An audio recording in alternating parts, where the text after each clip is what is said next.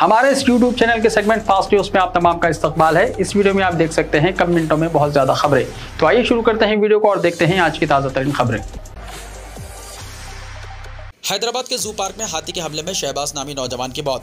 हैदराबाद के Nehru zoological park में एक नौजवान पर हाथी ने हमला कर दिया, जिसके नतीजे में इसकी मौत हो गई। बताया जाता है कि शहबाज 28 साल पर एक हाथी ने अचानक उस वक्त हमला कर दिया जब वो आज शाम एक हाथी सफारी के ड्यूटी पर मामूर था। आमतौर पर एक हाथी सफारी में 5 से 6 हाथी ड्यूटी पर होते हैं।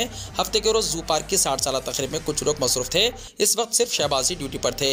हाथी तेजी से आगे बढ़ा और उसे जमीन पर गिरा दिया और पैरों से कुचलने लगा। इस हमले में शहबाज शदीद जख्मी हो गए। मुतासिरा को DRDO अपोलो अस्पताल ले जाया गया। ताहम डॉक्टरों ने तस्दीक कर दी है कि वो पहले ही मर चुका है। चीफ मिनिस्टर तेलंगाना को इन्फेक्शन हो गया। तेलंगाना के चीफ मिनिस्टर चंद्रशेखर राव को इन्फेक्शन हो गया। वो गुज़िश्ता कुछ दिनों से वायरल फीवर से मुतासिर हैं। इसी दौरान उनके सीने में बैक्टीरिया इन्फेक्शन से मुतासिर होने की इत्तलात मिली हैं। चीफ मिनिस्टर के बेटे और तेलंगाना के वजीर IT KTR ने बात बताई। रियासत तेलंगाना के बच्चों के लिए नाश्ते की स्कीम के आगाज के मौके पर KTR ने एक TV चैनल से बात करते हुए कहा कि चीफ मिनिस्टर चंद्रशेखर राव को वायरल इन्फेक्शन के बाद सीने में बैक्टीरिया इन्फेक्शन हुआ है, लेकिन वो सेहतमंद है। KTR ने कहा कि वो बहुत जल्द आवाम के दरमियान आएंगे। चीफ मिनिस्टर कुछ दिन पहले वायरल फीवर से मुतासिर हो गए थे। घर पर ही माहिर डॉक्टरों की निगरानी में उनकी ख़यामगाह पर ही इलाज किया जा रहा है। बहन से शादी करने वाले हिंदू नौजवान के कत्ल केस में मुबीन अहमद और मसूद अहमद को उम्र कैद की सजा। गुज़िश्ता साल हैदराबाद में हुआ था कत्ल। हैदराबाद के सरूर नगर इलाके में 25 साल हिंदू नौजवान पर उसकी मुस्लिम बीवी के भाई और उसके दोस्त ने लोहे की रॉड और चाकू से हमला करते हुए सरेआम कत्ल कर दिया था।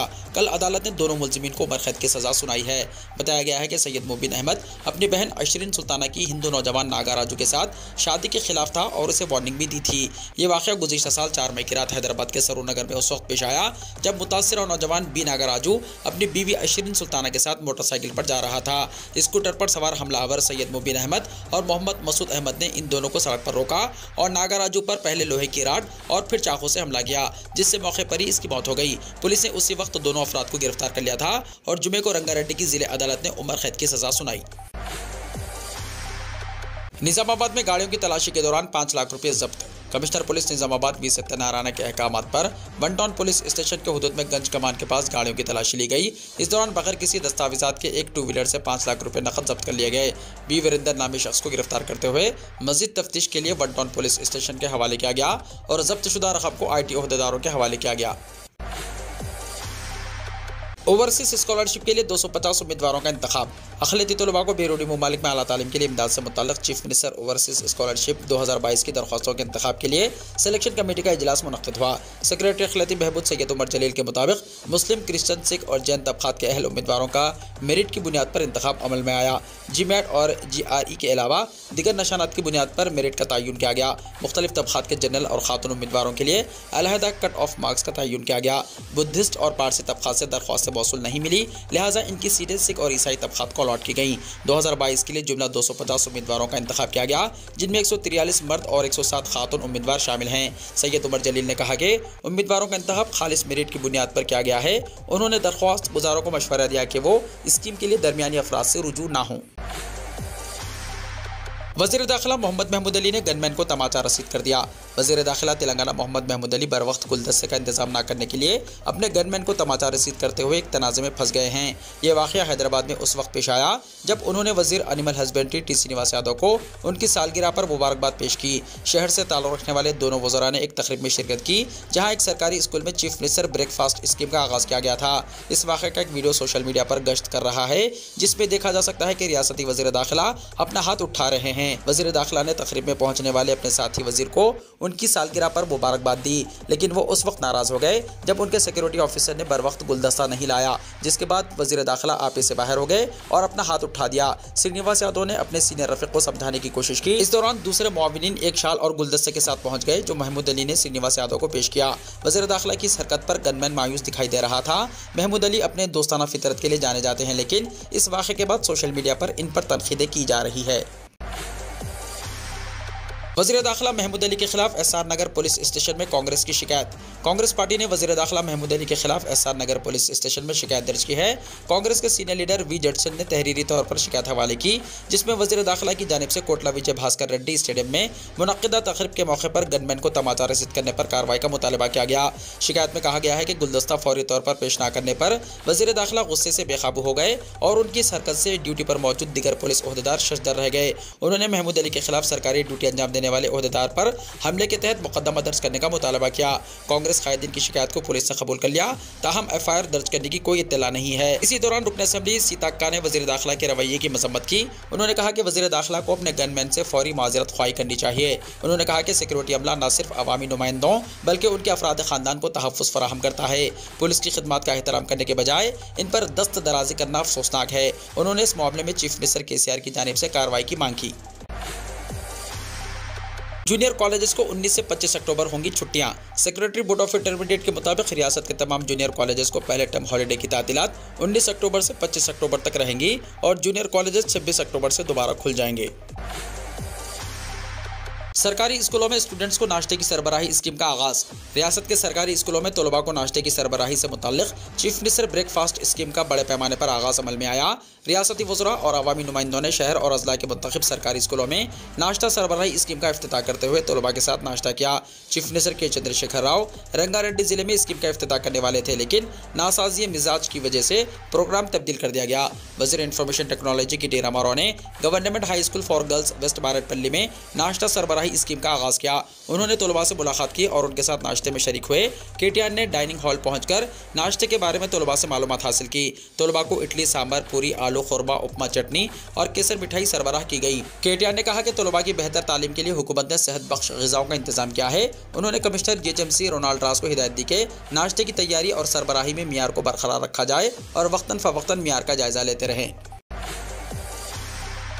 आसरा पेंशन में बहुत जल्द इजाफा। बीआरएस के वर्किंग प्रेसिडेंट व रियासती वजीर केटीआर ने कहा कि हुकूमत आसरा पेंशन में इजाफा करेगी। कितना इजाफा किया जाएगा इसका चीफ मिनिस्टर केसीआर ऐलान करेंगे। बीआरएस के इंतखाबी मंशूर से रियासत के अवाम को मज़ीद खुशखबरियाँ मिलेंगी। वारंटी ना रखने वाली कांग्रेस की गारंटी पर अवाम भरोसा न करें। वारंगल में हज़ारों करोड़ रुपए के तरक्याती कामों का संग बुनियाद रखते हुए उन्होंने इन ख्यालात का इजहार किया। इस मौके पर खिताब करते हुए केटीआर ने कहा कि इलेक्शन आते ही अवाम हरगिज़ उलझन का शिकार ना हो, पहले गौर करें फिर फैसला करें। अवाम पेंशन में इजाफा होने की उम्मीद रखते हैं।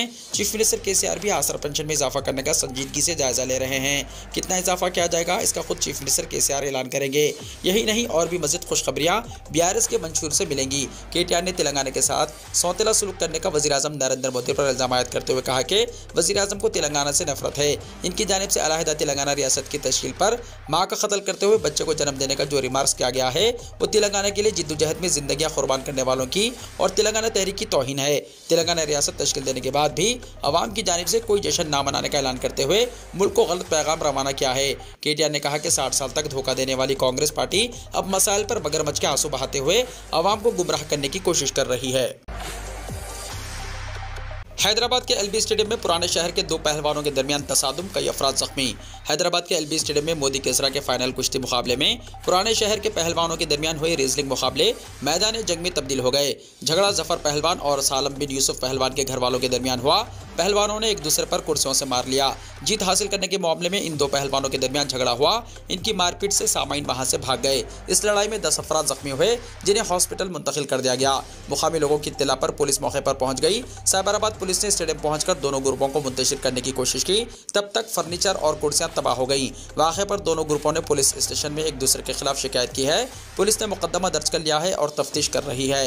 लड़ाई में मुलविस कुछ लोगों को हिरासत में ले लिया गया है और उनसे पूछताछ की जा रही है। तेलंगाना में कांग्रेस पार्टी की प्रियंका गांधी के हमरा 3 रोज़ा बस यात्रा। तेलंगाना में कांग्रेस की इंतखाबी मुहिम का आगाज़ general secretary AICC Priyanka Gandhi की बस यात्रा से होगा, जिसका आगाज़ 13 अक्टूबर को मुतवक्को है। कांग्रेस हाईकमान ने तेलंगाना की इंतखाबी मुहिम की जिम्मेदारी प्रियंका गांधी को सौंपने का फैसला किया है, ताकि केडर में जोश व खरोश पैदा हो और आवाम को कांग्रेस से करीब किया जा सके। सदर प्रदेश कांग्रेस रेवंत रेड्डी और general secretary in-charge Manikrao Thackeray ने सदर कांग्रेस मल्लिकार्जुन खड़गे से मुलाकात करके 13 अक्टूबर से बस यात्रा के आगाज़ की मंजूरी हासिल की। प्रियंका गांधी 3 दिन तक बस यात्रा में शरीक रहेंगी, जिसके तहत 50 से ज़्यादा असम्बली हल्कों का अहाता किया जाएगा। बस में तेलंगाना के तमाम सीनियर कायदीन मौजूद रहेंगे। ज़राए के मुताबिक रेवंत रेड्डी और मानिकराव ठाकरे प्रियंका गांधी से मुलाकात करेंगे, जिसमें रूट मैप को खतियत दी जाएगी। प्रियंका गांधी से मुलाकात के बाद बस यात्रा का शेड्यूल जारी किया जाएगा। हाईकमान ने 2 मराहिल की बस यात्रा का मंसूबा बनाया है, जिसमें तमाम 119 असम्बली हल्काजात का अहाता किया जाएगा।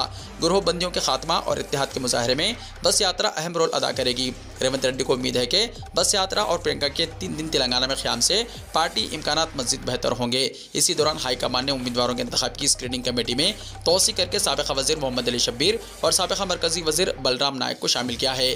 तेलंगाना से अक़लियतों की नुमाइंदगी के तौर पर मोहम्मद अली शब्बीर की शमूलियत का मल्लिकार्जुन खड़गे ने फैसला किया।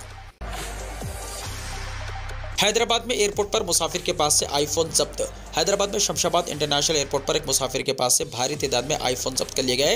हैदराबाद कस्टम्स के हुक्काम ने टोरंटो से आने वाले एक मुसाफिर को रोका और शुबह की बुनियाद पर इसके सामान की तलाशी ली गई। मुसाफिर के पास से 35 आईफोन सैमसंग के और एक स्मार्ट वॉच सैमसंग बरामद हुई, जिसकी कुल मालियत 37,70,000 रुपये बताई गई है।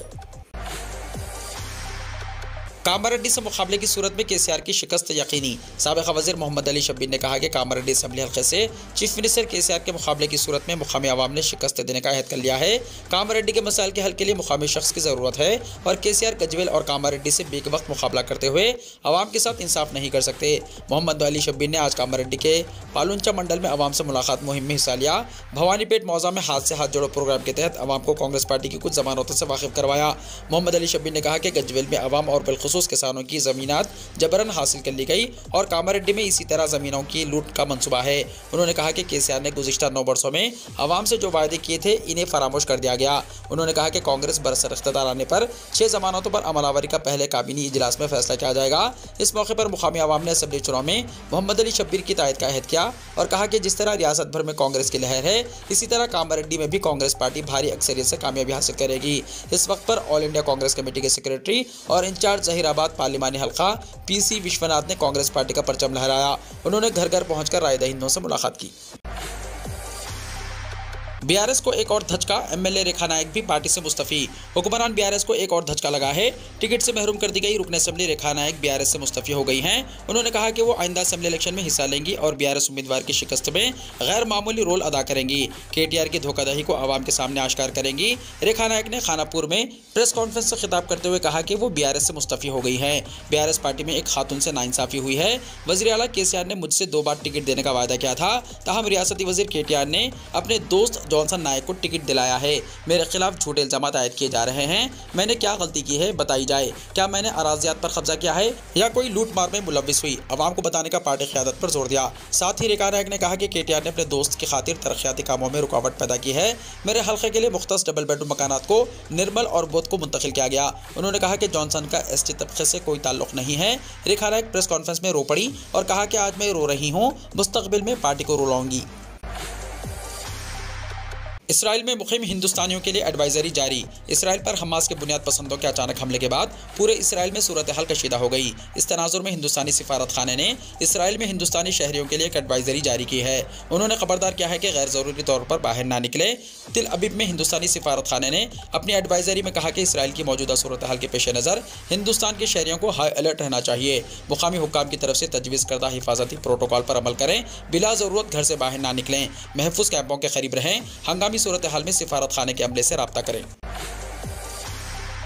इसराइल के खिलाफ हमास का ऐलान जंग। 20 मिनट में 5000 रॉकेटों की बारिश, 50 इसराइली हलाक। इसराइल और फ़लस्तीन के दरमियान जंग की सूरत हाल पैदा हो गई है। फ़लस्तीनी बुनियाद परस्त तंजीम हमास ने इसराइल पर रॉकेटों की बारिश कर दी। सिर्फ 20 मिनट में हमास ने 5000 रॉकेट फायर किए। इसके अलावा हमास के अस्करियत पसंदों ने गजा की सरहद से इसराइल में घुसकर हमले शुरू कर दिए हैं। हमास के हमलों में 50 इसराइली शहरी मारे गए, कुछ शदीद ज़ख्मी हुए हैं।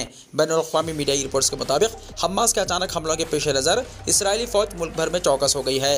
गजा ने सरहद पर मौजूद शहरियों को अपने घरों से बाहर ना निकलने का मशवरा दिया है।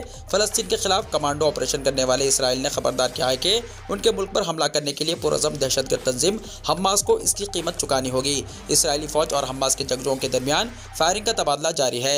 इसराइल के मुल्क में कई मुकामात पर ज़बरदस्त धमाके हो रहे हैं। इत्तलात हैं कि हमास के रॉकेटों से इसराइल में मरने वालों की तादाद ज़्यादा हो सकती है। सऊदी अरब में वजारत सेहत ने नेफा वायरस से बचने के ज़ाब्ते जारी कर दिए। कोरोना के बाद एक और वबा का खौफ, वजारत सेहत ने तमाम अस्पतालों और सेहत मराकज़ में निफा वायरस से बचने के और वायरस का शिकार मरीजों के साथ मामला करने के ज़ाब्ते जारी कर दिए हैं। सबक वेबसाइट के मुताबिक वजारत ने कहा कि एहतियाती तदाबीर के तौर पर ये ज़ाब्ते जारी किए जा रहे हैं। वजारत ने कहा कि अभी तक सऊदी अरब में नेफा वायरस के मरीजों का इंकिशाफ नहीं हुआ, ना ही इंडिया से वायरस के हामिल किसी शख्स की इत्तला मिली है। वजारत ने कहा कि नेफा वायरस इंतहाई खतरनाक और जानलेवा साबित हो सकता है, ताहम ये दिगर किस्म के वायरस की तरह फैला हुआ नहीं है। अफगानिस्तान में 6.3 शिद्दत का ज़ल्ज़ला। अफगानिस्तान हफ्ते की सुबह 6.3 शिद्दत के ज़ल्ज़ले से लरज़ उठा, जिसका मरकज़ खित्ते के सबसे बड़े शहर के करीब था, जिसके बाद लोग अपने घरों से बाहर निकल आए। गैर मुल्की खबरसां इदारे AFP की रिपोर्ट के मुताबिक अमेरिका के जियोलॉजिकल सर्वे यानी USGS ने बताया कि ज़ल्ज़ले का मरकज़ हरात के शुमाल मगरिब में 40 किलोमीटर दूर था और इसके फौरी बाद 5.5, 4.7 और 6.2 की शिद्दत के 3 आफ्टर शॉक्स भी आए। शहर में मौजूद AFP के सहाफ़ी ने बताया कि जब सुबह 11 बजे के करीब पहला ज़ल्ज़ला आया तो रिहायशी और दुकानदार इमारतों से भाग गए। मज़ीद बताया कि अब तक किसी नुकसान या हलाकतों की रिपोर्ट्स नहीं है। उन्होंने बताया कि लोग परेशान और खौफज़दा हैं। ख़वातीन, मर्द, बच्चे, हर शख्स अपने घर से बाहर निकल आया। इसके बाद आफ्टर शॉक्स भी आए। हर शख्स परेशान है, कोई भी अपने घर के अंदर नहीं जाना चाहता। USGS ने इब्तिदाई रिपोर्ट में बताया कि मुमकिन तौर पर सैकड़ों अफराद की हलाकत हो सकती है। रिपोर्ट के मुताबिक जानी नुकसान का इम्कान है और तबाही मुमकिन तौर पर वसी हो सकती है।